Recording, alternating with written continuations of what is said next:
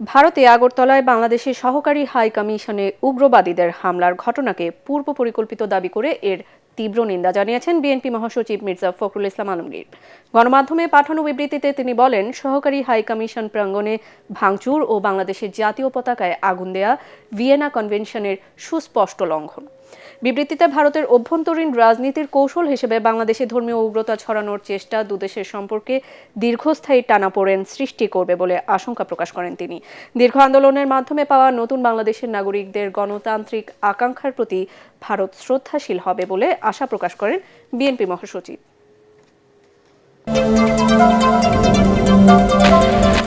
ভারত সাম্প্রদায়িকতাকে উস্কে দিয়ে বাংলাদেশকে অস্থিতিশীল করার চেষ্টা করছে বলে অভিযোগ করেছেন বিএনপির সিনিয়র যুগ্ম মহাসচিব রুহুল কবির রিজভী।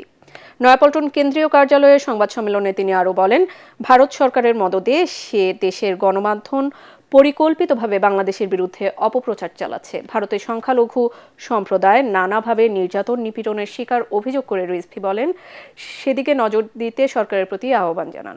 পশ্চিমবঙ্গের মুখ্যমন্ত্রী মমতা ব্যানার্জির বক্তব্যের সমালোচনা করে বিএনপির মুখপাত্র বলেন, বাংলাদেশে নয়, ভারতে জাতিসংঘের শান্তিরক্ষী বাহিনী মোতায়েন প্রয়োজন। পরে ভারতের আগ্রাসন বাংলাদেশ বিরোধী অপপ্রচারের প্রতিবাদে নয়াপল্টন এলাকায় বিক্ষোভ মিছিল করে বিএনপি ও সহযোগী সংগঠনের নেতাকর্মীরা।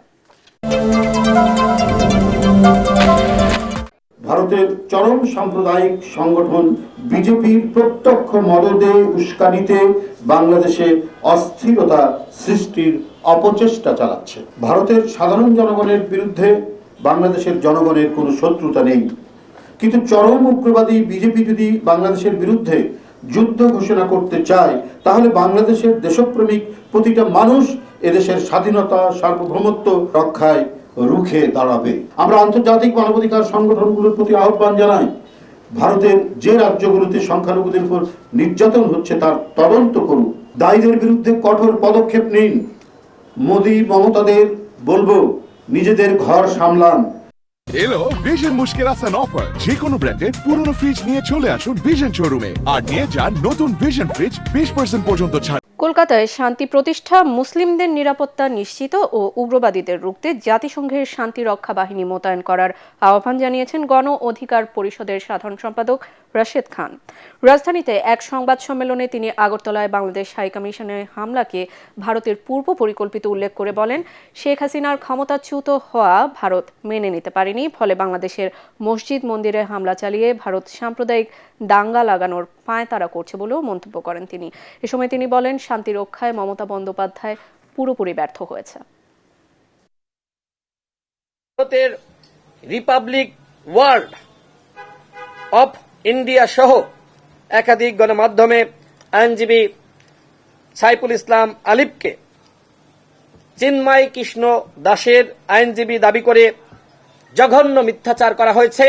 গত 2 ডিসেম্বর আগরতলায় বাংলাদেশি উপ হাইকমিশনে হামলা বিজেপি সরকারের অপতৎপরতা ও বাংলাদেশকে নিয়ে ভারতের ষড়যন্ত্রের অংশ বলে আমরা মনে করি।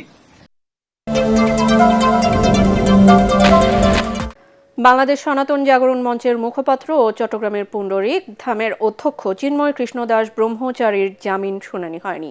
আজ শুনানির দিন ধার্য থাকলেও তার পক্ষে কোনো আইনজীবী শুনানি করেননি।